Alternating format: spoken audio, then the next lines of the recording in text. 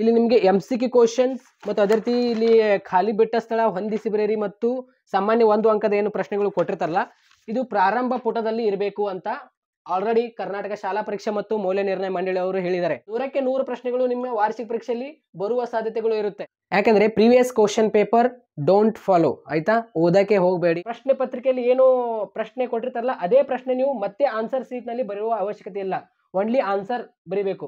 ನೀವು ಹೇಗೆ ಯುಟಿಲೈಸ್ ಮಾಡ್ಕೊಂಡು ಅದಕ್ಕೆ ಅಭ್ಯಾಸ ಮಾಡ್ತೀರಾ ನಿಮ್ಮ ಮೇಲೆ ಡಿಪೆಂಡ್ ಆಗಿರುತ್ತೆ, ಆಯ್ತಾ. ನಾನು ಆಲ್ರೆಡಿ ಇಂಪಾರ್ಟೆಂಟ್ ಕ್ವಶನ್ಸ್ಗಳು ವಿತ್ ಆನ್ಸರ್ ಮುಖಾಂತರ ವಿತ್ ನಿಮಗೆ ಆ ಒಂದು ವಿಡಿಯೋ ಕೆಳಗಡೆ ಕಮೆಂಟ್ ಬಾಕ್ಸ್ನಲ್ಲಿ PDF ಕೂಡ ಹಾಕಿದ್ದೀನಿ 80/80 ವಿಡಿಯೋನಲ್ಲಿ. ಹಲೋ ಹಾಯ್ ಸ್ನೇಹಿತರೆ, ದ್ವಿತೀಯ PUC ಎಲ್ಲ ವಿದ್ಯಾರ್ಥಿಗಳಿಗೆ ಮತ್ತು ಅದೇ ರೀತಿ ಪ್ರಥಮ PUC ವಿದ್ಯಾರ್ಥಿಗಳು ಕೂಡ ಆಗಿರ್ಬೋದು ಮತ್ತು ಅದೇ ರೀತಿ SSLC ಎಲ್ಲ ವಿದ್ಯಾರ್ಥಿಗಳು ಕೂಡ ಅನ್ಕೊಳ್ಳಿ. ಫೈನಲ್ ಎಕ್ಸಾಮ್ನಲ್ಲಿ ನೀವು ಮಾಡುವ ತಪ್ಪುಗಳು, ಆಯ್ತಾ, ಮಿಸ್ಟೇಕ್ಸ್. ಸಾಕಷ್ಟು ವಿದ್ಯಾರ್ಥಿಗಳು ಈ ಫೈನಲ್ ಎಕ್ಸಾಮ್ನಲ್ಲಿ ಬಹಳ ಮಿಸ್ಟೇಕ್ ಮಾಡ್ತಾರೆ. ಅಂದರೆ ಬರೆಯುವಾಗ ಯಾವ ರೀತಿಯಲ್ಲಿ ಅಂದರೆ ನಿಮಗೆ ಮಾದರಿ ಪ್ರಶ್ನೆ ಪತ್ರಿಕೆ ಆ್ಯನ್ಯುವಲ್ ಎಕ್ಸಾಮ್ನಲ್ಲಿ ಕ್ವಶನ್ ಪೇಪರ್ ಏನು ಕೊಡ್ತಾರಲ್ಲ ಕೊಟ್ಟ ತಕ್ಷಣ ಎಲ್ಲ ವಿದ್ಯಾರ್ಥಿಗಳು ಆನ್ಸರ್ ಶೀಟ್ನಲ್ಲಿ ಮಾಡ್ತಿರುವ ಮಿಸ್ಟೇಕ್ಸ್ಗಳು ತಿಳಿಸ್ಕೊಡ್ತಾ ಇದ್ದೇನೆ. ನೀವು ಈ ಮಿಸ್ಟೇಕ್ಸ್ಗಳನ್ನು ಮಾಡೋಕ್ಕೆ ಹೋಗಬೇಡಿ ಅಂತ. ಸೊ ಇದುವರೆಗೆ ನಮ್ಮ ಎಜುಕೇಷನ್ ಕನ್ನಡ ಯೂಟ್ಯೂಬ್ ಚಾನಲ್ ಯಾರು ಸಬ್ಸ್ಕ್ರೈಬ್ ಇಲ್ಲ ಅಂದರೆ ಚಾನಲ್ಗೆ ಸಬ್ಸ್ಕ್ರೈಬ್ ಆಗಿರಿ ಹಾಗೂ ಬೆಲ್ ಮೇಲೆ ಕ್ಲಿಕ್ ಮಾಡಿ, ಪ್ರತಿ ನೋಡಿ ನಿಮಗೆ ತಪ್ಪದೇ ಬರುತ್ತೆ. ಮತ್ತು ಅದೇ ರೀತಿ ಈ ಫೈನಲ್ ಎಕ್ಸಾಮ್ಗೆ ಸಂಬಂಧಪಟ್ಟಂತೆ ನೀವು ಯಾವ ಒಂದು ಕ್ವಶನ್ ಪೇಪರ್ ಸಾಲ್ವ್ ಮಾಡಬೇಕು ಅಂದರೆ ಪ್ರೀವಿಯಸ್ ಕ್ವಶನ್ ಪೇಪರ್ ಅಂದರೆ ಓಲ್ಡ್ ಕ್ವಶನ್ ಪೇಪರ್ ನಾವು ಸಾಲ್ಯೂಷನ್ ಮಾಡಿದರೆ ನಾವು ಪಾಸ್ ಆಗ್ತೀವ, ಇಲ್ಲ ಆಗೋದಿಲ್ಲ. ಯಾಕೆಂದರೆ previous question paper don't follow, ಆಯಿತಾ, ಓದೋಕ್ಕೆ ಹೋಗಬೇಡಿ. ಯಾಕೆಂದರೆ ಪ್ರೀವಿಯಸ್ ಪೇಪರ್ನಲ್ಲಿ ನಿಮಗೆ ಕ್ವಶನ್ಸ್ಗಳು ಈ ಬಾರಿ 2024ನಲ್ಲಿ ಮತ್ತು 25 ಅಕಾಡೆಮಿಕ್ ಇಯರ್ ಕ್ವಶನಲ್ಲಿ ಅಂದರೆ ಬಹಳ ಡಿಫ್ರೆನ್ಸ್ ಅದಾವೆ. ಅಂದರೆ NCERT ಸಿಲೆಬಸ್ ಮತ್ತೆ ನಿಮಗೆ ಚೇಂಜಸ್ ಮಾಡಲಾಗಿದೆ 2019ನಲ್ಲಿ, ಆಯಿತಾ. ಮತ್ತೆ ನಿಮಗೆ ಸ್ವಲ್ಪ ಕರೆಕ್ಷನ್ ಮಾಡಲಾಗಿದೆ ಯಾವಾಗಂದರೆ 2023ನಲ್ಲಿ. ಸೊ ನೀವು ಕೂಡ ನೋಡಿರ್ಬೋದು ಇಂಗ್ಲೀಷ್ನಲ್ಲಿ ನಿಮಗೆ ಮ್ಯಾಚ್ ದ ಫಾಲೋಯಿಂಗ್ ಕ್ವಶನ್ ಇರ್ತಿತ್ತು, ಮತ್ತೆ ಡಿಲೀಟ್ ಮಾಡಿದರು 2025ನಲ್ಲಿ 25-24 ಅಕಾಡೆಮಿಕ್ ಇಯರ್ ಈ ಒಂದು ಫೈನಲ್ ಎಕ್ಸಾಮ್ನಲ್ಲಿ, ಆಯಿತಾ. PCMB ಎಲ್ಲ ವಿದ್ಯಾರ್ಥಿಗಳಿಗೆ ಗೊತ್ತಿದೆ ಆಲ್ರೆಡಿ, ಆಯಿತಾ. 2023ನಲ್ಲಿ ಮತ್ತೆ ಡಿಲೀಟ್ ಮಾಡಿದರು, ಮತ್ತೆ ಇವಾಗ ಕೆಲವೊಂದು ಬದಲಾವಣೆ ಮಾಡಿದ್ದಾರೆ. ಸೊ ಹೀಗೆ ಬಹಳ ಕನ್ಫ್ಯೂಸ್ ಆಗುತ್ತೆ. ಸೊ ಎಲ್ಲ ವಿದ್ಯಾರ್ಥಿಗಳಿಗೆ ಹೇಳುವುದೇನೆಂದರೆ 2024 ಮತ್ತು 25 ಅಕಾಡೆಮಿಕ್ ಇಯರ್ಗೆ ಸಂಬಂಧಪಟ್ಟಂತೆ ಮಾದರಿ ಪ್ರಶ್ನೆ ಪತ್ರಿಕೆಗಳು ಮತ್ತು ನೀಲನಕ್ಷೆಗಳು ಏನು ಪ್ರಕಟಣೆ ಮಾಡಿದ್ದಾರೆ ನೋಡಿ ಕರ್ನಾಟಕ ಶಾಲಾ ಪರೀಕ್ಷೆ ಮತ್ತು ಮೌಲ್ಯ ನಿರ್ಣಯ ಮಂಡಳಿ ಅವರು, ಅದೇ ನೀವು ಓದಬೇಕಾಗುತ್ತೆ. ಇಲ್ಲಾಂದರೆ 2024 ಕೊನೆಯ ಫೈನಲ್ ಎಕ್ಸಾಮ್ದು ಓದ್ಕೊಳ್ಳಿ. ಅದರೊಳಗಿಂದು ನಿಮಗೆ 5 ಮಾರ್ಕ್ಸ್ ಕ್ವಶನ್ ಅಂದರೆ ಲಾಂಗ್ ಕ್ವಶನಲ್ಲಿ ನಿಮಗೆ ಯೂಸ್ ಆಗುತ್ತೆ. ಅದು PCMB ಆಗಿರ್ಬೋದು, ಆರ್ಟ್ಸ್ ವಿದ್ಯಾರ್ಥಿಗಳಾಗಿರ್ಬೋದು, ಕಾಮರ್ಸ್ ಎಲ್ಲ ವಿದ್ಯಾರ್ಥಿಗಳಿಗೆ 2024 ಆ್ಯನ್ಯುವಲ್ ಕ್ವಶನ್ ಪೇಪರ್, ಆಯಿತಾ. 3 ಆ್ಯನ್ಯುವಲ್ ಕ್ವಶನ್ ಪೇಪರ್ ನಡೆಸಿದಾರಲ್ಲ ಹಿಂದಿನ ವರ್ಷ ವಾರ್ಷಿಕ ಪರೀಕ್ಷೆಯಲ್ಲಿ, ಆ 3 ಆ್ಯನ್ಯುವಲ್ ಕ್ವಶನ್ ಪೇಪರ್ ಓದ್ರಿ. ಬಟ್ ಅಲ್ಲಿ ನಿಮಗೆ MCQ ಕ್ವಶನಲ್ಲಿ ಆಗಿರ್ಬೋದು, ಫಿಲ್ಲಿಂಗ್ ಇನ್ ದ ಬ್ಲ್ಯಾಂಕ್ಸ್ನಲ್ಲಿ ಆಗಿರ್ಬೋದು, ಮ್ಯಾಚ್ ದ ಫಾಲೋಯಿಂಗ್ ಕ್ವಶನಲ್ಲಿ ಆಗಿರ್ಬೋದು, ಒನ್ ವರ್ಡ್ ಕ್ವಶನಲ್ಲಿ ನಿಮಗೆ ಸ್ವಲ್ಪ ಸಾಕಷ್ಟು ಪ್ರಮಾಣದಲ್ಲಿ ಬದಲಾವಣೆ ಆಗಿದೆ. ಸೊ ನೀವು ಓನ್ಲಿ 2024-25 ಅಕಾಡೆಮಿಗೆ ಸಂಬಂಧಪಟ್ಟಂತೆ ಸೊ ಮಾಡಲ್ ಕ್ವಶನ್ ಪೇಪರ್ ನಿಮಗೆ ಬಿಟ್ಟಿದ್ದಾರೆ ನೋಡಿ, ಆ ಮಾಡಲ್ ಕ್ವಶನ್ ಪೇಪರ್ ಓದ್ಕೊಳ್ಳಿ, ಆಯಿತಾ. So model question paper download ಮಾಡ್ಕೊಳ್ಳುವ ಲಿಂಕ್ ಕೆಳಗಡೆ ಕಮೆಂಟ್ ಬಾಕ್ಸಲ್ಲಿ ಲಿಂಕ್ ಕೊಟ್ಟಿರ್ತಾನೆ. ಪ್ರಥಮ PUC ವಿದ್ಯಾರ್ಥಿಗಳು ಮತ್ತು ಅದೇ ರೀತಿ ದ್ವಿತೀಯ PUC ಎಲ್ಲ ವಿದ್ಯಾರ್ಥಿಗಳು ಡೌನ್ಲೋಡ್ ಮಾಡ್ಕೋಬಹುದು. ಕೆಳಗಡೆ ಕಮೆಂಟ್ ಬಾಕ್ಸಲ್ಲಿ ಲಿಂಕ್ ಇರುತ್ತೆ. ಮಾಡಲ್ ಕ್ವಶನ್ ಪೇಪರ್ 1 ಮತ್ತು 2 ಮತ್ತು 3 ನಿಮಗೆ ರಿಲೀಸ್ ಮಾಡಿದ್ದಾರೆ. ಮತ್ತು ಅದೇ ರೀತಿ SSLC ಎಲ್ಲ ವಿದ್ಯಾರ್ಥಿಗಳಿಗೆ ಹೇಳೋದೇನೆಂದರೆ 2024 question paper previous question paper ಒಂದೇ ಓದ್ರಿ. ಬಟ್ 2019 ಆಗಿರ್ಬೋದು, 2018 ಆಗಿರ್ಬೋದು ಮತ್ತು 2023 ಪ್ರಥಮ PUC ಮತ್ತು ದ್ವಿತೀಯ PUC ಎಲ್ಲ ವಿದ್ಯಾರ್ಥಿಗಳು ಕೂಡ ಹೇಳ್ತಾ ಇದ್ದಾನೆ, ಈ ಓಲ್ಡ್ ಕ್ವಶನ್ ಪೇಪರ್ ಅಭ್ಯಾಸ ಮಾಡಕ್ಕೆ ಹೋಗಬೇಡಿ, ಬಹಳ ನಿಮಗೆ ಡಿಫಿಕಲ್ಟ್ ಆಗುತ್ತೆ. ಓಲ್ಡ್ ಕ್ವಶನ್ ಪೇಪರ್ ಕೊಡಿ ಅಂತ ನನಗೂ ಕೂಡ ಸಾಕಷ್ಟು ವಿದ್ಯಾರ್ಥಿಗಳು ಪ್ರಶ್ನೆ ಕೇಳ್ತಾ ಇದ್ರು. ಓಲ್ಡ್ ಕ್ವಶನ್ ಪೇಪರ್ ಓದಕ್ಕೆ ಹೋಗಬೇಡ್ರಿ, ಒನ್ಲಿ 2024 ರೀಸೆಂಟ್ ಹಿಂದಿನ ವರ್ಷದ ವಾರ್ಷಿಕ ಪರೀಕ್ಷೆಗೆ ಸಂಬಂಧಪಟ್ಟಂತೆ ಅದಷ್ಟೇ ಓದ್ರಿ ಪ್ರಶ್ನೆ ಪತ್ರಿಕೆ, ಆಯ್ತಾ. ಈವನ್ 2024-25ಗೆ ಸಂಬಂಧಪಟ್ಟಂತೆ ಅವರು 3 ನೀಲಿನಕ್ಷೆ ನಿಮಗೆ ಮತ್ತು 3 ಬ್ಲೂ ಪ್ರಿಂಟ್ಸ್ ಏನು ಫಾಲೋ ಮಾಡಿದ್ದಾರೆ ನೋಡಿ, ಆ ನೀಲಿನಕ್ಷೆ ಬಿಟ್ಟಾಕಿ ನಾನು 80/80 ಏನು ವಿಡಿಯೋ ಮಾಡಿದ್ದೀನಲ್ಲ ದ್ವಿತೀಯ PUC ಎಲ್ಲ ವಿದ್ಯಾರ್ಥಿಗಳಿಗೆ, ಸೊ ಪ್ಲೇಲಿಸ್ಟ್ನಲ್ಲಿ ನೀವು ನೋಡ್ತಿರ್ಬೋದು, ಅಲ್ಲಿ ಹೋಗಿ 80/80 ವಿಡಿಯೋಗಳು ನೋಡ್ಕೊಳ್ಳಿ, ಅವೇ ನಿಮಗೆ ಫೈನಲ್ ಎಕ್ಸಾಮ್ನಲ್ಲಿ ಯೂಸ್ ಆಗುತ್ತೆ. ಪ್ರಥಮ PUC ಮತ್ತು SSLC ಎಲ್ಲ ವಿದ್ಯಾರ್ಥಿಗಳಿಗೆ ಹೇಳೋದಂದ್ರೆ ಕೆಳಗಡೆ ಕಮೆಂಟ್ ಬಾಕ್ಸಲ್ಲಿ ಲಿಂಕ್ ಇರುತ್ತೆ, ಡೌನ್ಲೋಡ್ ಮಾಡ್ಕೊಳ್ಳಿ. ಪ್ರಥಮ PUC ಎಲ್ಲ ವಿದ್ಯಾರ್ಥಿಗಳು, SSLC ಎಲ್ಲ ವಿದ್ಯಾರ್ಥಿಗಳು 2024 ಒಂದು ಫೈನಲ್ ಎಕ್ಸಾಮ್ಗೆ ಸಂಬಂಧಪಟ್ಟಂತೆ ಹಿಂದಿನ ವರ್ಷದ ವಾರ್ಷಿಕ ಪರೀಕ್ಷೆ ಕಲೆಕ್ಟ್ ಮಾಡ್ಕೊಂಡು ಓದ್ಕೊಳ್ಳಿ. ಪ್ಲಸ್ ನಿಮ್ಮ ಕಾಲೇಜಿನಲ್ಲಿ ನಿಮಗೆ ಮಾಡಲ್ ಕ್ವಶನ್ ಪೇಪರ್ ಕೊಟ್ಟಿರ್ಬೋದು 2025 ಈ ಒಂದು ವರ್ಷಕ್ಕೆ ಸಂಬಂಧಪಟ್ಟಂತೆ ಮಾಡಲ್ ಕ್ವಶನ್ ಪೇಪರ್, ಆಯ್ತಾ. ವೆಬ್ಸೈಟ್ನಲ್ಲಿ ಇರುತ್ತೆ, ಹೋಗಿ ಡೌನ್ಲೋಡ್ ಮಾಡ್ಕೊಳ್ಳಿ, ಡೌನ್ಲೋಡ್ ಮಾಡ್ಕೊಂಡು ಓದ್ಕೊಳ್ಳಿ, ಆಯ್ತಾ. ಇದಷ್ಟೇ ನಿಮಗೆ ಹೆಲ್ಪ್ ಆಗುತ್ತೆ ಎಕ್ಸಾಮ್ಗೆ, ಆಯ್ತಾ. ಬನ್ನಿ ಇವಾಗ ನೀವು ಮಾಡುವ ಮಿಸ್ಟೇಕ್ಸ್ಗಳು ನೋಡೋಣ ಫೈನಲ್ ಎಕ್ಸಾಮ್ನಲ್ಲಿ. ಆನ್ಸರ್ ಸೀಟ್ ಕೊಟ್ಟ ತಕ್ಷಣ ನೀವು ಮಾಡುವ ಮಿಸ್ಟೇಕ್ಸ್ಗಳು, ಆಯ್ತಾ? ಸೊ ಎಲ್ಲ ವಿದ್ಯಾರ್ಥಿಗಳು ಗಮನ ಇಟ್ಟು ಕೇಳಿ.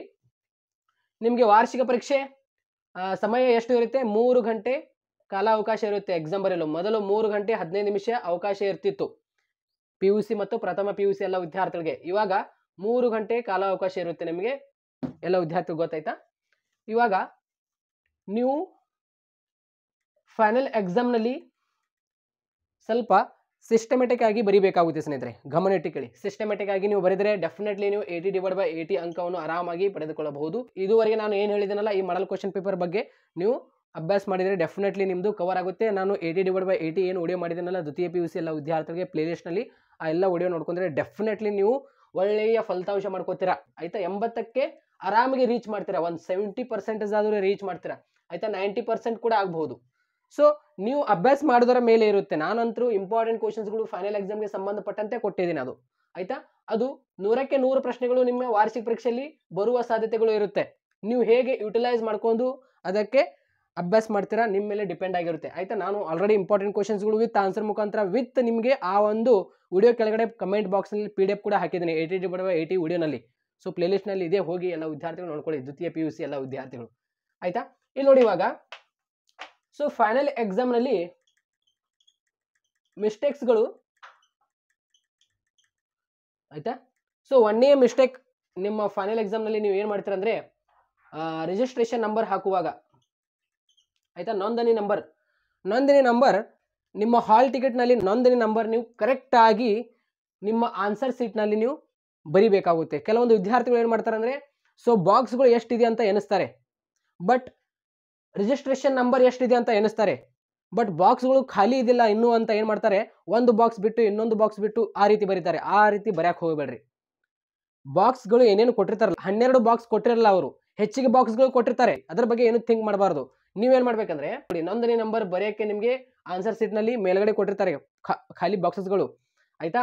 ಸೊ ಹಾಲ್ ಟಿಕೆಟ್ನಲ್ಲಿ ಇರುವಂತಹ ನಿಮ್ಮ ನೋಂದಣಿ ನಂಬರ್, ಆಯ್ತಾ, ರಿಜಿಸ್ಟ್ರೇಷನ್ ನಂಬರ್ ಅಲ್ಲಿ ನಮೂದಿಸಬೇಕು, ಆಯ್ತಾ? ಪ್ರಾರಂಭ ಬಾಕ್ಸ್ನಲ್ಲಿ ಏನಿರುತ್ತಿಲ್ಲ ಅಪ್ ಟು ಅದು ನಿಮ್ಮ ನೋಂದಣಿ ನಂಬರ್ ಎಲ್ಲಿವರೆಗೆ ಮುಗುತ್ತೆ ಅಲ್ಲಿವರೆಗೆ ಬಾಕ್ಸ್ನಲ್ಲಿ ಬರೀಬೇಕು, ಆಯ್ತಾ? ಸಾಕಷ್ಟು ವಿದ್ಯಾರ್ಥಿಗಳು ಏನು ಮಾಡ್ತಾರೆ, ಒಂದೊಂದು ಬಾಕ್ಸ್ ಬಿಟ್ಟು ಬರೀತಾರೆ. ಆ ರೀತಿ ಮಾಡಕ್ಕೆ ಹೋಗ್ಬೇಡ್ರಿ, ಆಯ್ತಾ? ಯಾಕಂದ್ರೆ ವಿದ್ಯಾರ್ಥಿಗಳು ಮಾಡಿದ್ದಾರೆ ಆಲ್ರೆಡಿ ಈ ರೀತಿ. ಮತ್ತು ಇನ್ನೊಂದೇನೆಂದ್ರೆ ಕ್ವಶನ್, ಆಯ್ತಾ? ಕ್ವಶನ್ ಪೇಪರ್ನಲ್ಲಿ ಅಂದರೆ ಫೈನಲ್ ಎಕ್ಸಾಮ್ನಲ್ಲಿ ಏನು ನಿಮಗೆ 2025ನಲ್ಲಿ ಫೈನಲ್ ಕ್ವಶನ್ ಪೇಪರ್ ಏನು ಕೊಡ್ತಾರಲ್ಲ, ಆ ಫೈನಲ್ ಕ್ವಶನ್ ಪೇಪರ್ನಲ್ಲಿ ಯಾವುದೇ ರೀತಿ ಪೆನ್ನಿಂದ ನೀವು ಮಾರ್ಕ್ ಮಾಡಕ್ಕೆ ಹೋಗಬೇಡಿ, ಆಯ್ತಾ? ಸೊ ಈ ರೀತಿ ಆಗಿರ್ಬೋದು, ಇಲ್ಲಾಂದ್ರೆ ಈ ರೀತಿ ಆಗಿರ್ಬೋದು, ಪ್ರಶ್ನೆ ಪತ್ರಿಕೆಯಲ್ಲಿ ಏನೂ ಬರೆಯಕ್ಕೆ ಹೋಗಬೇಡಿ. ಮತ್ತು ಇನ್ನೊಂದೇನು, ಕ್ವಶನ್ ಪೇಪರ್ ಏನು ಕೊಡ್ತಾರಲ್ಲ, ಕ್ವಶನ್ ಪೇಪರ್ ಕೊಟ್ಟ ತಕ್ಷಣ ಒಂದು 15 ನಿಮಿಷ ಆಗಿರ್ಬೋದು, ಇಲ್ಲಾಂದ್ರೆ 5 ನಿಮಿಷ ಆಗಿರ್ಬೋದು, ನೀವು ಏನು ಮಾಡ್ಬೇಕಂದ್ರೆ 10 ನಿಮಿಷ ಆಗಿರ್ಬೋದು ಅಥವಾ 5 ನಿಮಿಷ ಆಗಿರ್ಬೋದು, ನೀವು ಏನು ಮಾಡ್ಬೇಕಂದ್ರೆ ಪ್ರಶ್ನೆ ಪತ್ರಿಕೆಯಲ್ಲಿ ಯಾವ ಕ್ವಶನ್ಸ್ಗಳು ಹೇಗೆ ಕೇಳಿದಾರೆ ಅಂತ ಸ್ವಲ್ಪ ಅನಲೈಸ್ ಮಾಡಬೇಕು. ಅನಲೈಸ್ ಅಂದ್ರೆ ಹೇಗೆ, ಬೇಗ ನೋಡ್ಕೋಬೇಕು ಯಾವ ರೀತಿಯಲ್ಲಿ ಕ್ವಶನ್ಸ್ಗಳು ಕೇಳಿದ್ದಾರೆ, ಯಾವ ರೀತಿ ಈ ರೀತಿ ಎಲ್ಲ ಪ್ರಶ್ನೆ ಓದ್ಕೊಳ್ಳೋದು. ಅಂದರೆ ಒಂದು ಬಾರಿ ನಿಮ್ಮ ಐಸಿಂದ ಸ್ಕ್ಯಾನ್ ಮಾಡಬೇಕು ಈ ರೀತಿ ಎಲ್ಲ ಪ್ರಶ್ನೆಗಳಿಗೆ, ಆಯ್ತಾ? ಸ್ಕ್ಯಾನ್ ಮಾಡೋದ್ರಿಂದ ಏನಾಗುತ್ತೆ, ನಿಮ್ಮ ಐಸಿಂದ ಸೊ ನಿಮಗೆ ಆ ಒಂದು ಪ್ರಶ್ನೆಗೆ ಆನ್ಸರ್ ಬೇಗ ಮೈಂಡ್ನಲ್ಲಿ ನಿಮಗೆ ಬಂದ್ಬಿಡುತ್ತೆ. ಸೊ ನೀವೇನು ಮಾಡಬೇಕು, ಆರಾಮಾಗಿ ನಿಧಾನವಾಗಿ ಕಾನ್ಫಿಡೆಂಟ್ ಇಂದ ಏನು ಮಾಡಬೇಕು, ಆಮೇಲೆ ನಿಮಗೆ ಏನು ಆನ್ಸರ್ ಸೀಟ್ ಏನು ಕೊಡ್ತಾರಲ್ಲ ಆ ಆನ್ಸರ್ ಸೀಟ್ನಲ್ಲಿ ನೀವೇನು ಮಾಡಬೇಕು, ಒಂದೊಂದು ಪ್ರಶ್ನೆಗಳು. ಫಾರ್ ಎಕ್ಸಾಂಪಲ್ ಇವಾಗ ಇಲ್ಲಿ ನಿಮಗೆ MCQ ಕ್ವಶನ್ಸ್ ಮತ್ತು ಅದೇ ರೀತಿ ಇಲ್ಲಿ ಖಾಲಿ ಬಿಟ್ಟ ಸ್ಥಳ, ಹೊಂದಿಸಿ ಬರೆಯಿರಿ ಮತ್ತು ಸಾಮಾನ್ಯ 1 ಅಂಕದ ಏನು ಪ್ರಶ್ನೆಗಳು ಕೊಟ್ಟಿರ್ತಾರಲ್ಲ, ಇದು ಪ್ರಾರಂಭ ಪುಟದಲ್ಲಿ ಇರಬೇಕು ಅಂತ ಆಲ್ರೆಡಿ ಕರ್ನಾಟಕ ಶಾಲಾ ಪರೀಕ್ಷೆ ಮತ್ತು ಮೌಲ್ಯ ನಿರ್ಣಯ ಮಂಡಳಿ ಅವರು ಹೇಳಿದ್ದಾರೆ. ಅಂದರೆ ಪ್ರಾರಂಭ ಪುಟದಲ್ಲಿ ಇರಬೇಕು MCQ ಕ್ವಶನ್ಸ್ಗಳು, ಖಾಲಿ ಬಿಟ್ಟ ಸ್ಥಳ, ಹೊಂದಿಸಿ ಬರೆಯಿರಿ, ಇದು ಸಾಮಾನ್ಯ 1 ಅಂಕದ ಪ್ರಶ್ನೆಗಳು. ಅಂದರೆ ಇಲ್ಲಿ 20 ಮಾರ್ಕ್ಸ್ ಏನು ನಿಮಗೆ 1 ಅಂಕದ ಪ್ರಶ್ನೆಗಳು ಇರ್ತಾವಲ್ಲ ಅದು ಪ್ರಾರಂಭ ಪುಟದಲ್ಲಿ ಇರಬೇಕು, ಆಯ್ತಾ? ಪ್ರಾರಂಭ ಪೇಜಸ್ನಲ್ಲಿ ಇರಬೇಕು. ನೀವು 1 ರಿಂದ 3 ಅಥವಾ 1 ರಿಂದ 2 ಪೇಜ್ ಯೂಸ್ ಮಾಡ್ತೀರಾ ಅಂದರೆ ಮಾಡಿ, ಅಂದರೆ ಹಿಂದೆ ಮುಂದೆ. ಬಟ್ ಪ್ರಾರಂಭ ಪುಟದಲ್ಲಿ MCQ questions, filling in the blanks, match the following question, MCQ question, ಖಾಲಿ ಬಿಟ್ಟ ಸ್ಥಳ, ಹೊಂದಿಸಿ ಬರೆಯಿರಿ ಮತ್ತು 1 ವರ್ಡ್ ಕ್ವಶನ್ಗಳು ಪ್ರಾರಂಭದಲ್ಲೇ ಇರಬೇಕು, ಆಯ್ತಾ? ಆದಷ್ಟು 2 ಅಂಕದ ಪ್ರಶ್ನೆ ಕೂಡ, ಆದಷ್ಟು 2 ಅಂಕದ ಪ್ರಶ್ನೆಗಳು ಒಂದೇ ಸೈಡ್ ನಲ್ಲಿ ಬರೆಯಕ್ಕೆ ಟ್ರೈ ಮಾಡಿ, ಆಯ್ತಾ? 1 ಅಥವಾ 2 ಪೇಜ್ ನಲ್ಲಿ ಕಂಪ್ಲೀಟ್ ಆಗಿಬಿಡುತ್ತೆ ಅದು. ಆಲ್ರೆಡಿ ನೀವು MCQ ಕ್ವಶನ್, 2 ಮಾರ್ಕ್ಸ್ ಕ್ವಶನ್ ಎಲ್ಲವೂ ಅಟೆಂಡ್ ಮಾಡಿ, ಆಯ್ತಾ? ಒಂದು 5 ಅಥವಾ 6 ಅಥವಾ 7 ಪೇಜ್ ನೀವು ಯೂಸ್ ಮಾಡಿರ್ತೀರ ಇವಾಗ, ಆಯ್ತಾ? 1 ಅಂಕದ ಪ್ರಶ್ನೆ ಮತ್ತು 2 ಅಂಕದ ಪ್ರಶ್ನೆಗೆ. ಅವಾಗ ನೀವು 9ನೇ ಪೇಜ್ ಇಲ್ಲಾಂದ್ರೆ 10ನೇ ಪೇಜ್ ಆಯ್ತಾ, ನಿಮ್ಮ ಇಷ್ಟದಂತೆ ನೀವು ಪೇಜನ್ನು ಬಳಸ್ಕೋಬಹುದು ಆಯ್ತಾ. ಸೊ 9ನೇ ಪೇಜ್ ಇಲ್ಲಾಂದ್ರೆ 10ನೇ ಪೇಜ್ನಲ್ಲಿ ನಿಮಗೆ ಯಾವುದು ಕ್ವಶನ್ ಬರುತ್ತೆ ಲಾಂಗ್ ಕ್ವಶನ್ ಅಲ್ಲಿ ಆ ಕ್ವಶನ್ ನಂಬರ್ ಹಾಕಿ ಕರೆಕ್ಟ್ ಆಗಿ ಬರೀರಿ. ಇವಾಗ ಇನ್ನೊಂದೇನು, ನನಗೆ ಕ್ವಶನ್ ಇದು 13ನೇ ಕ್ವಶನ್, ಇವಾಗ ಫಾರ್ ಎಕ್ಸಾಂಪಲ್ ಇವಾಗ 22ನೇ ಕ್ವಶನ್ ನನಗೆ ಫುಲ್ ಡೀಪ್ ಆಗಿ ಬರುತ್ತೆ, ಇದರ ಬಗ್ಗೆ ಏನೂ ವರಿ ಇಲ್ಲ ನನಗೆ ಬರೆಯೋಕ್ಕೆ. ಅಂತಹ ವಿದ್ಯಾರ್ಥಿಗಳು ಏನು ಮಾಡಬೇಕಂದ್ರೆ ಮೊದಲಿಗೆ ಇದೇ ಕ್ವಶನ್ ಬರೀರಿ. 23ನೇ ಕ್ವಶನ್ ನನಗೆ ಹಾಫ್ ಅಂದರೆ ಸ್ವಲ್ಪ ಬರುತ್ತೆ ಸ್ವಲ್ಪ ಬರಲ್ಲ, ಇದೇನಿದೆ ಪೆಂಡಿಂಗ್ ಇಡಿ. ಮತ್ತು ಇನ್ನೊಂದೇನು ಕ್ವಶನ್ ನಂಬರ್ 21 ನನಗೆ ಇದು ಏನೂ ಬರೆಯೋಕ್ಕೆ ಬರಲ್ಲ, ಇದು ಲಾಸ್ಟ್ನಲ್ಲಿ ಇಡಿ ಆಯ್ತಾ. ಮೊದಲಿಗೆ ಇದು ಬರೀರಿ, ಆಮೇಲೆ ಈ 22ನೇ ಪ್ರಶ್ನೆಗೆ ಲಾಂಗ್ ಕ್ವಶನಲ್ಲಿ ಸೊ ಪಾಯಿಂಟ್ಸ್ಗಳು ನಿಮಗೆ ನೆನಪು ಬರ್ತಿಲ್ಲ ಅಂದರೆ ಪಾಯಿಂಟ್ಸ್ಗಳು ಪದೇ ಪದೇ ನೆನಪು ಮಾಡ್ಕೊಂಡು ಟೈಮ್ ಜೊತೆಗೆ ನೀವು ಮ್ಯಾನೇಜ್ಮೆಂಟ್ ಮಾಡಬೇಕಾಗುತ್ತೆ ಆಯಿತಾ. ಸೊ ಬೇಗ ಪ್ರಶ್ನೆಗಳಿಗೆ ಆನ್ಸರ್ ಮಾಡೋಕ್ಕೆ ಟ್ರೈ ಮಾಡಿ, ಯಾಕಂದರೆ ಸಮಯ ಕೂಡ ನಿಮಗೆ ಭಾಳ ಇರಲ್ಲ. ಸೊ ಹಾಗಂತ ನೀವು ಬೇಗ ಬರೆಯೋಕ್ಕೆ ಹೋಗಬೇಡಿ, ಯಾಕಂದರೆ ಕರೆಕ್ಟಾಗಿ ಬರೀರಿ ಆಯಿತಾ. ಮತ್ತು ಇನ್ನೊಂದೇನು, ಇವಾಗ ಒಂದೊಂದು ಪ್ರಶ್ನೆ ಒಳಗೆ ಆಯಿತಾ ಕ್ವಶನ್ಸ್ನಲ್ಲಿ ಏನು ಬರುತ್ತೆ ಪಾಯಿಂಟ್ಸ್ಗಳು ಬರುತ್ತೆ ಆಯಿತಾ. ಅದು ಪೊಲಿಟಿಕಲ್ ಸೈನ್ಸ್ ಆಗಿರ್ಬೋದು, ಸೋಷಿಯಾಲಜಿ ಆಗಿರ್ಬೋದು, ಬಿಸ್ನೆಸ್ ಸ್ಟಡೀಸ್ ಆಗಿರ್ಬೋದು, ಎಕನಾಮಿಕ್ಸ್ ಆಗಿರ್ಬೋದು, ಕೆಲವೊಂದು ಸಬ್ಜೆಕ್ಟ್ನಲ್ಲಿ ಕೆಲವೊಂದು ಪ್ರಶ್ನೆಗಳಿಗೆ ಪಾಯಿಂಟ್ಸ್ಗಳು ಬರುತ್ತೆ, PCMB ಆಗಿರ್ಬೋದು. ಸೊ ಪಾಯಿಂಟ್ಸ್ಗಳು ಕರೆಕ್ಟಾಗಿ ಹಾಕಬೇಕು, ಆಮೇಲೆ ನೀವು ಓನ್ ಆಗಿ ಎಕ್ಸ್ಪ್ಲೇಷನ್ ಮಾಡಿ ನಿಮಗೆ ಡೆಫಿನೆಟ್ಲಿ ಮಾರ್ಕ್ಸ್ಗಳು ಕೊಡ್ತಾರೆ, ಡೋಂಟ್ ವರಿ ಆಯಿತಾ. ಬಟ್ ಪಾಯಿಂಟ್ಸ್ಗಳು ಕರೆಕ್ಟಾಗಿ ಬರೀಬೇಕು ಆಯಿತಾ. ಪಾಯಿಂಟ್ಸ್ಗಳು ಕರೆಕ್ಟಾಗಿ ಬರೀರಿ, ಆಮೇಲೆ ನೀವು ಆ ಪಾಯಿಂಟ್ಸ್ಗಳಲ್ಲಿ 2 ಅಥವಾ 3 ಲೈನಲ್ಲಿ ಎಕ್ಸ್ಪ್ಲೇಷನ್ ಮಾಡಿ, ಓನ್ ಆಗಿ ಎಕ್ಸ್ಪ್ಲೇಷನ್ ಮಾಡೋದು ಕೂಡ ಓಕೆ ಆಯಿತಾ. ಸೊ ಈ ರೀತಿಯಲ್ಲಿ. ಮತ್ತು ಇವಾಗ ಇಂಗ್ಲೀಷ್ ಸಬ್ಜೆಕ್ಟ್ನಲ್ಲಿ ಆದಷ್ಟು MCQ ಕ್ವಶನ್ ಒಂದೇ ಸೈಡ್ನಲ್ಲಿ ಬರೆಯೋಕ್ಕೆ ಟ್ರೈ ಮಾಡಿ. ಆಮೇಲೆ ಗ್ರಾಮರ್ ನೀವು ಅಟೆಂಡ್ ಮಾಡ್ತೀರಂದರೆ ಗ್ರಾಮರ್ ಅಟೆಂಡ್ ಮಾಡಿ, ಆಮೇಲೆ ನೀವು 2 ಅಂಕದ ಪ್ರಶ್ನೆ 3 ಅಂಕದ ಪ್ರಶ್ನೆ ಅಟೆಂಡ್ ಮಾಡ್ತೀನಿ ಅನ್ನೋರು ಮಾಡಿ, ಇಲ್ಲಾಂದರೆ ಒಮ್ಮೆಗಳೇ ನೀವು MCQ ಕ್ವಶನ್ ಅಟೆಂಡ್ ಮಾಡಿ, ಆಮೇಲೆ 2 ಮಾರ್ಕ್ಸ್ ಮತ್ತು 3 ಮಾರ್ಕ್ಸ್ ಅಟೆಂಡ್ ಮಾಡಿ, ಆಮೇಲೆ ಗ್ರಾಮರ್ ಅಟೆಂಡ್ ಮಾಡಿ, ಆಮೇಲೆ 4 ಅಂಕದ ಪ್ರಶ್ನೆ ಅಟೆಂಡ್ ಮಾಡ್ತೀನಿ ಅನ್ನೋರು ಮಾಡಿ, ನಡೆಯುತ್ತೆ ಆಯ್ತಾ. ಒಟ್ಟಾಗಿ ಕರೆಕ್ಟಾಗಿ ಒಂದೇ ಸೈಡ್ನಲ್ಲಿ ಬರೀರಿ. ಮತ್ತು ಇನ್ನೊಂದೇನು, ಇವಾಗ ಅದೇ ರೀತಿ section A, section B, section C, section D ಅಂತ ಇರುತ್ತೆ. ಆ ಕಂಪಲ್ಸರಿ ಸೆಕ್ಷನ್ಗಳು ಹಾಕಬೇಕು ಆಯಿತಾ. ಸೆಕ್ಷನ್ A ಅಂತ ಹಾಕ್ರಿ. ಇವಾಗ 1ನೇ ಪ್ರಶ್ನೆ ಅಂತ ಹಾಕಬೇಕು. 1ನೇ ಪ್ರಶ್ನೆ ಏನಿದೆಯಲ್ಲ ಮಾರ್ಜಿನ್ ನೋಡಿ, ನಿಮ್ಮ ಆನ್ಸರ್ ಸೀಟ್ ಇರುತ್ತೆ ಈ ರೀತಿ. ಸೊ ಆನ್ಸರ್ ಸೀಟ್ ಮೇಲ್ಗಡೆ ಏನಿದೆಯಲ್ಲ ಸೆಕ್ಷನ್ A ಅಂತ ಹಾಕಬೇಕು. ಪ್ರಶ್ನೆ ಪತ್ರಿಕೆಯಲ್ಲಿ ನಿಮಗೆ ಕ್ವಶನ್ ನಂಬರ್ಗಳು ಕೊಟ್ಟಿರ್ತಾರೆ, ಆ ಕ್ವಶನ್ ನಂಬರ್ಗಳು ಈ ಒಂದು ಮಾರ್ಜಿನ್ ಹೊರಗಡೆ ಇರಬೇಕು. ಅಂದರೆ ಈ ರೀತಿ ಒಂದು ಲೈನ್ ಇರುತ್ತೆ ನೋಡಿ, ಈ ಒಂದು ಲೈನ್ ಹೊರಗಡೆ ಇರಬೇಕು ಪ್ರಶ್ನೆಗಳ ಸಂಖ್ಯೆ, ಆಮೇಲೆ ಆನ್ಸರ್ ಇಲ್ಲಿರಬೇಕು. ಇವಾಗ ಎಲ್ಲ ವಿದ್ಯಾರ್ಥಿಗಳಿಗೆ ಹೇಳುವುದೇನೆಂದರೆ MCQ ಕ್ವಶನ್ ಆಗಿರ್ಬೋದು, ಖಾಲಿ ಬಿಟ್ಟ ಸ್ಥಳ ಆಗಿರ್ಬೋದು, ಮತ್ತು ಹೊಂದಿಸಿ ಬರೀರಿ, ಮತ್ತು ಒನ್ ವರ್ಡ್ ಕ್ವಶನ್ಗಳು ಓನ್ಲಿ ಆನ್ಸರೇ ಬರೀರಿ. ಓನ್ಲಿ MCQ ಕ್ವಶನ್ ನೋಡಿ, MCQ ಕ್ವಶನ್ ಅಲ್ಲಿ ಬರೆಯುವಾಗ ಓನ್ಲಿ ಆನ್ಸರೇ ಬರೀರಿ. ಇವಾಗ 1ನೇ ಪ್ರಶ್ನೆಗೆ ಆನ್ಸರ್ ಆಪ್ಷನ್ A ಆಗಿದ್ರೆ A ಅಂತ ಹಾಕಿ ಆನ್ಸರ್ ಅಷ್ಟೇ ಬರೀರಿ. ಇವಾಗ ಖಾಲಿ ಬಿಟ್ಟ ಸ್ಥಳದಲ್ಲಿ 7ನೇ ಪ್ರಶ್ನೆ ಅಂತ ಇದೆ, ದಿ ರಿಮೆಂಬರ್ಡ್ ವಿಲೇಜ್ ಗ್ರಂಥ ಬರೆದವರು ಅಂತ ಕೊಟ್ಟಿದ್ದಾರೆ, ಡ್ಯಾಶ್ ಅಂತ ಕೊಟ್ಟಿದ್ದಾರೆ. ಸೊ 7ನೇ ಪ್ರಶ್ನೆ ಇಲ್ಲಿ ಹಾಕಬೇಕು ಆಯ್ತಾ. ಇಲ್ಲಿ ಮಾರ್ಜಿನ್ ಹೊರಗಡೆ ಪ್ರಶ್ನೆ ಪತ್ರಿಕೆ ಸಂಖ್ಯೆ ಹಾಕಬೇಕು. ಆಮೇಲೆ ನೀವೇನು ಮಾಡಬೇಕಂದ್ರೆ ದಿ ರಿಮೆಂಬರ್ಡ್ ವಿಲೇಜ್ ಗ್ರಂಥ, ಇಲ್ಲಿ ನಿಮಗೆ ಕೆಳಗಡೆ ಆಪ್ಷನ್ಸ್ಗಳು ಕೊಟ್ಟಿರ್ತಾರೆ. MN ಶ್ರೀನಿವಾಸ್ ಆನ್ಸರ್ ಆಗಿರುತ್ತೆ. ನೀವೇನು ಮಾಡಬೇಕು MN ಶ್ರೀನಿವಾಸ್ ಅಂತ ಅಂದರೆ 7ನೇ ಪ್ರಶ್ನೆಗೆ ಆನ್ಸರ್, ಇಲ್ಲಿ ಖಾಲಿ ಬಿಟ್ಟ ಸ್ಥಳ ಅಂತ ಹೆಡ್ಲೈನ್ ಹಾಕ್ರಿ, ಆದರೆ ನಡೆಯುತ್ತೆ ಆಯ್ತಾ. ಇಲ್ಲಿ ನೀವೇನು ಮಾಡಬೇಕು MN ಶ್ರೀನಿವಾಸ್ ಅಂತ ಈ ರೀತಿ ಬರೀಬೇಕು ಅಷ್ಟೇ. ಕೆಲವೊಂದು ವಿದ್ಯಾರ್ಥಿಗಳು ಏನು ಮಾಡ್ತಾರೆ, ದಿ ರಿಮೆಂಬರ್ಡ್ ವಿಲೇಜ್ ಗ್ರಂಥ ಬರೆದವರು MN ಶ್ರೀನಿವಾಸ್ ಅಂತ ಪೂರ್ಣ ವಾಕ್ಯದಲ್ಲಿ ಬರೆಯಕ್ಕೆ ಹೋಗ್ತಾರೆ, ಆ ರೀತಿ ಬರೆಯಕ್ಕೆ ಹೋಗಬೇಡಿ. ಮತ್ತು ಅದೇ ರೀತಿ ಇಲ್ಲಿ ಭಾರತದ ಪ್ರಾಚೀನ ನಾಗರಿಕತೆಯನ್ನು ಹೆಸರಿಸಿ ಅಂತ ಕೇಳಿದಾರಂತ ಅನ್ಕೊಳ್ಳಿ, ಸಾಮಾನ್ಯ 1 ಅಂಕದ ಪ್ರಶ್ನೆಯಲ್ಲಿ ಕ್ವಶನ್ ನಂಬರ್ 12 ಅಂತ ಹಾಕಬೇಕು. ಭಾರತದ ಪ್ರಾಚೀನ ನಾಗರಿಕತೆಯನ್ನು ಹೆಸರಿಸಿ ಅಂದ ತಕ್ಷಣ ನೀವೇನು ಮಾಡಬೇಕು, ಓನ್ಲಿ ಸಿಂಧೂ ನಾಗರಿಕತೆ ಅಂತ ಆನ್ಸರ್ ಅಷ್ಟೇ ಬರೀಬೇಕು ಆಯ್ತಾ. ಭಾರತದ ಪ್ರಾಚೀನ ಹೆಸರು ಅಂದ ತಕ್ಷಣ ಭರತ ವರ್ಷ ಅಂತ ಅಷ್ಟೇ ಬರೀಬೇಕು. ಸಾಮಾನ್ಯ 1 ಅಂಕದ ಪ್ರಶ್ನೆಗಳಿದೆ. ನೀವೇನು ಮಾಡ್ತೀರಾ ಅಂದರೆ ಭಾರತದ ಪ್ರಾಚೀನ ಹೆಸರು ಡ್ಯಾಶ್ ಅಂತ ನೀವೇ ಬರೀತೀರ. ಪ್ರಶ್ನೆ ಪತ್ರಿಕೆಯಲ್ಲಿ ಏನು ಪ್ರಶ್ನೆ ಕೊಟ್ಟಿರ್ತಾರಲ್ಲ ಅದೇ ಪ್ರಶ್ನೆ ನೀವು ಮತ್ತೆ ಆನ್ಸರ್ ಸೀಟ್ನಲ್ಲಿ ಬರೆಯುವ ಅವಶ್ಯಕತೆ ಇಲ್ಲ, ಓನ್ಲಿ ಆನ್ಸರ್ ಬರೀಬೇಕು. ನಾನು ಏನು ಹೇಳ್ತಾ ಇದ್ದೇನೆ ಗಮನಿಟ್ಟು ಕೇಳಿ ಆಯ್ತಾ, ಈ ರೀತಿಯಲ್ಲಿ. ಮತ್ತು ಲಾಂಗ್ ಕ್ವಶನಲ್ಲಿ ಪಾಯಿಂಟ್ಸ್ಗಳು ಹಾಕಿ ಎಕ್ಸ್ಪ್ಲೇಷನ್ ಮಾಡಿ, ಇಷ್ಟೇ ಮತ್ತೇನಿಲ್ಲ ಆಯ್ತಾ. ನಿಮಗೆ ಯಾವ ಕ್ವಶನ್ಸ್ಗಳು ಬರುತ್ತೆ ಮೊದಲಿಗೆ ಬರೀರಿ.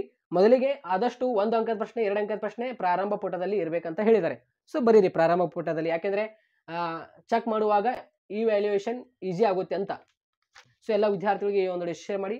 ಎಲ್ಲ ವಿದ್ಯಾರ್ಥಿಗಳು ಈ ಒಂದು ಪೂರ್ತಿ ಕೊನೆಯವರೆಗಾಗಿ ನೋಡಿದ್ದಕ್ಕಾಗಿ thank you so much. All the best.